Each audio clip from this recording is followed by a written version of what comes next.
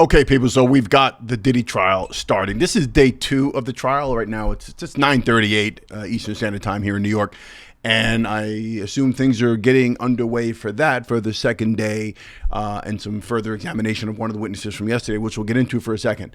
Time to Talk podcast. I'm back here talking Diddy stuff as I've done in the past. I want to get on here and talk about it. I'm going to stay on this Diddy case for a bit. I'm going to stay doing updates on this, especially after today. I will do another update later today on this, on the second day of testimony. But I want to quickly get into yesterday's thing. Now, just want to put a note up front.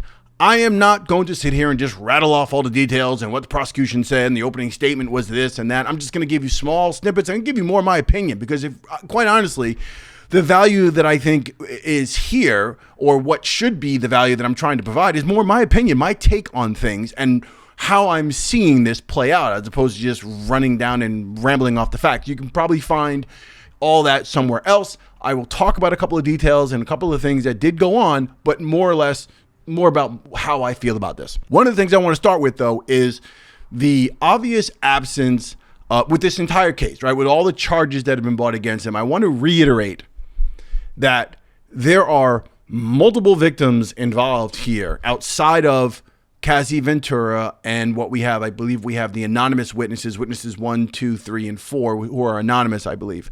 One of them is disappeared already. We don't even know where that one is. But outside of them, we don't have an actual case that has anything to do with trafficking of minors, right? Or, you know, any kind of relations or anything that has anything to do with children and minors, people under the age of 18 or the age of consent, whatever. I think it's 18. We don't see any of that. So the Allie Carter victims, the people who I've spoken about on this channel before, specifically Allie Carter. I did a whole video on that. If you haven't seen that, go ahead and check the link for that either up here somewhere or in the description below.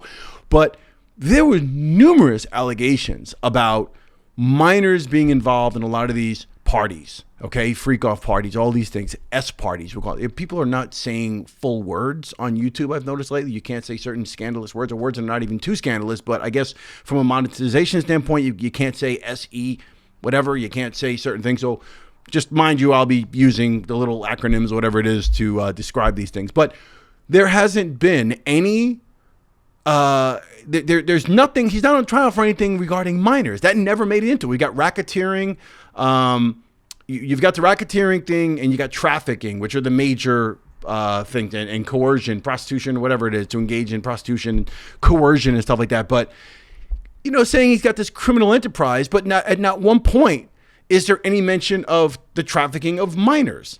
So if any of these people were bought into any of these parties, or anyone can testify that, yeah, these people were underage, that should play into this. And I'm sorry, it hasn't. And I think that's for a reason. I think this all ties to the whole ball of wax, the whole underground seedy operation that Epstein was part of, and plenty of other celebrities. They know who they are. You know who you are out there, who have been taking part in, and I'm talking politicians, entertainers in both in the music industry, in the film business. Tons of minors are involved in the daily activities of these people, and it's consistently being covered up.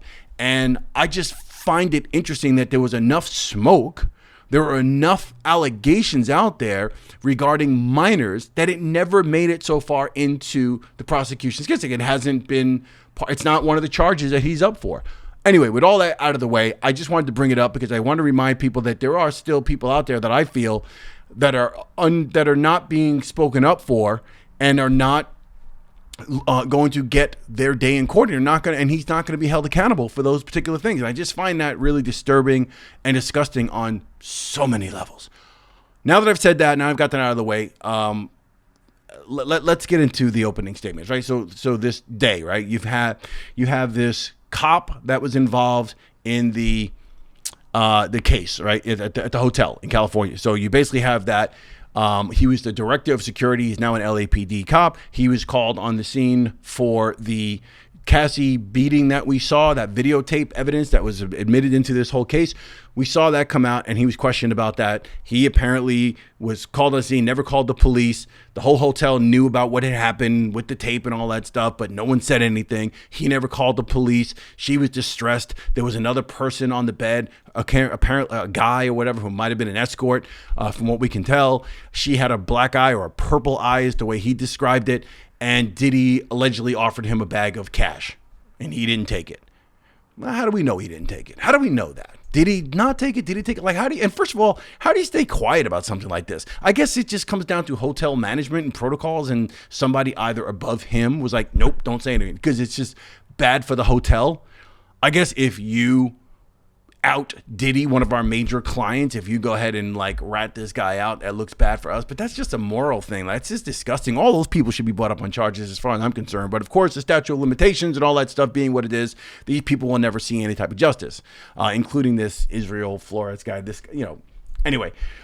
Also, so the prosecution spelling all this stuff out, making Diddy look like, yeah, he was a mogul, he was this guy, but on top of all that, underneath it, he was this bastard who basically coerced people and beat people and had like his thugs and his team setting everything up. Go get the girls, go get the lube, go get the baby oil, the drugs, set everything up. He apparently had like assistant chefs that weren't even chefs. They were dealing with like the drug distribution aspect. When I say distribution, I don't mean like for sale. I mean the distribution of drugs and stuff within alcohol.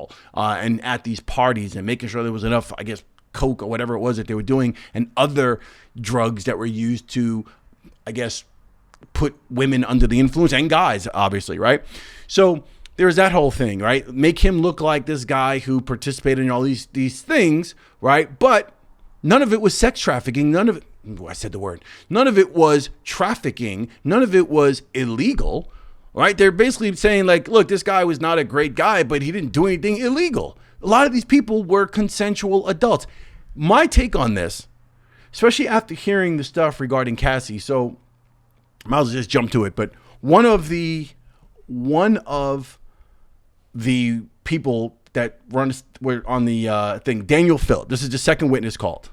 He's going to continue testifying today, so I'll do a follow-up. But this guy was a male dancer, a stripper, a S worker, apparently, in the adult industry of types. He was a manager of some sort.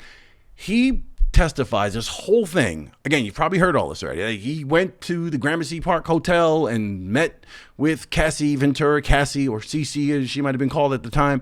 And she showed up to the door with a wig and glasses, and Diddy was there, and his nickname was Baby or something like that. And he was to have S relations with Cassie while Diddy watched and pleasured himself. All sorts of stuff going on. And then the PEE-ing on Cassie, that was requested by her. And then there's alleged text messages, and she's after the fact asking for pictures of his genitalia. Like there's just so much going on here. And again, my thoughts on this, I cannot.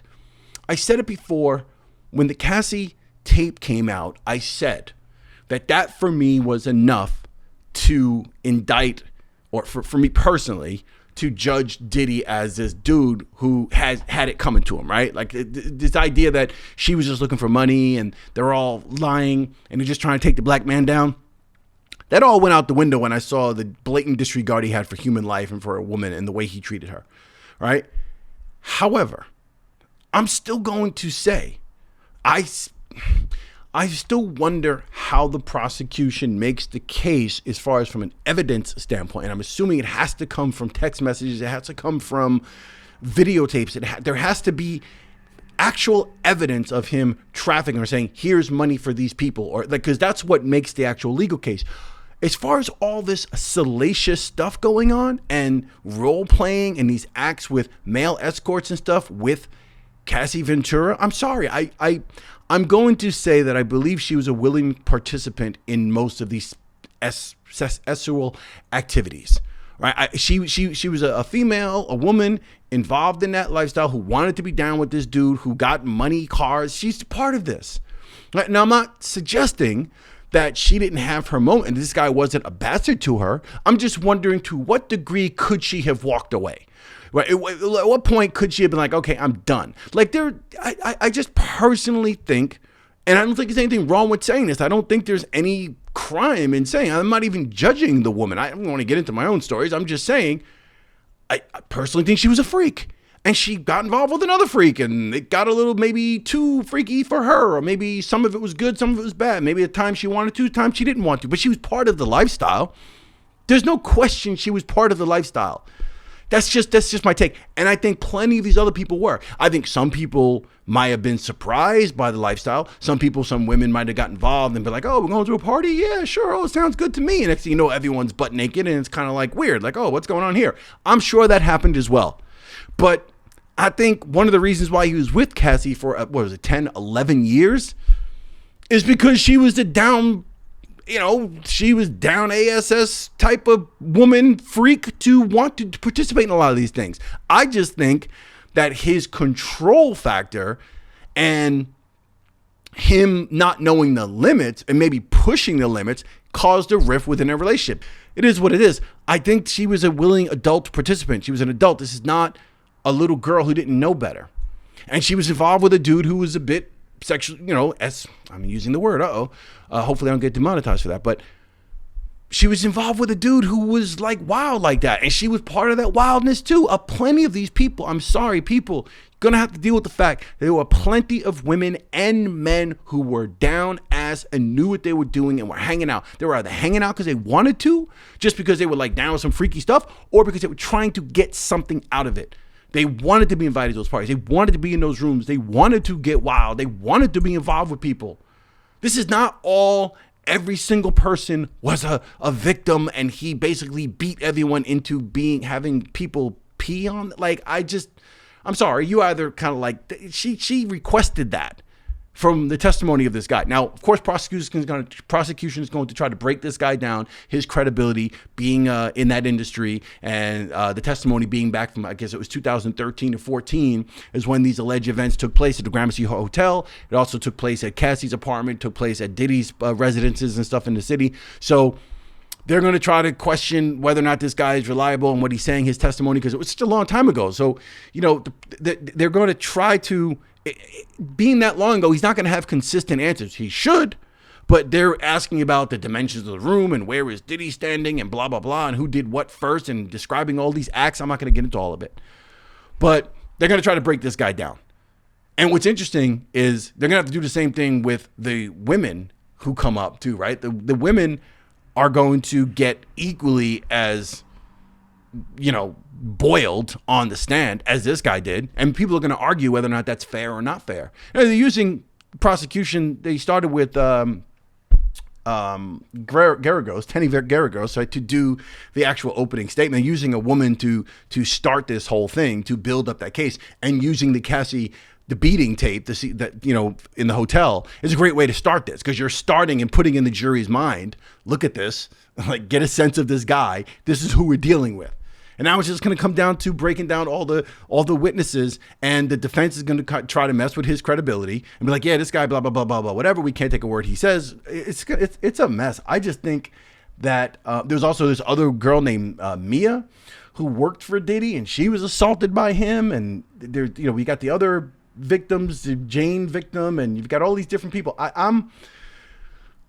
We're going to keep watching this. I'm going to talk about it I'm always going to talk about it from the perspective of I want to see how the prosecution, how the state makes a case of racketeering and trafficking.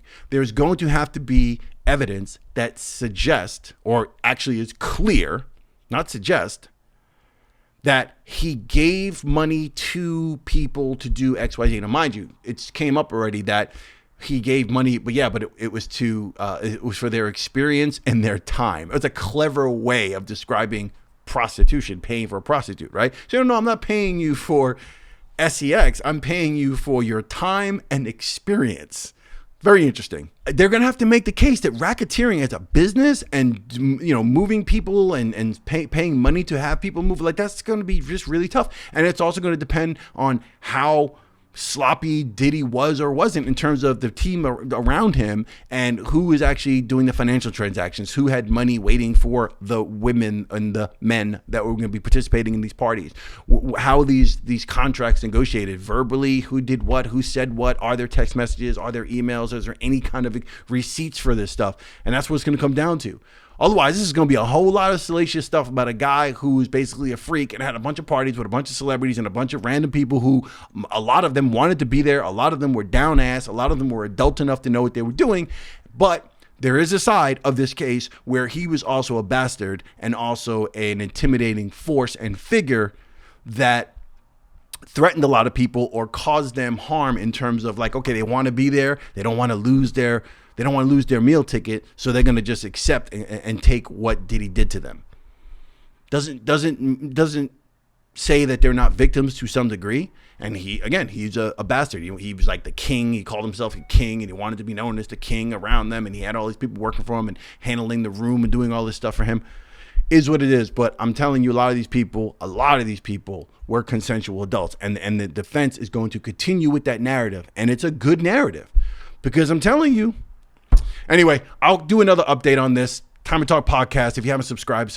I'll do another update on this. I'm going to work on getting better at trying to figure out how this provides value to you, because I don't want to just run down the list of the prosecution said this and the witness said that. They don't have transcripts. There's no court. There's no cameras allowed in the courtroom, unlike the OJ case, which was great.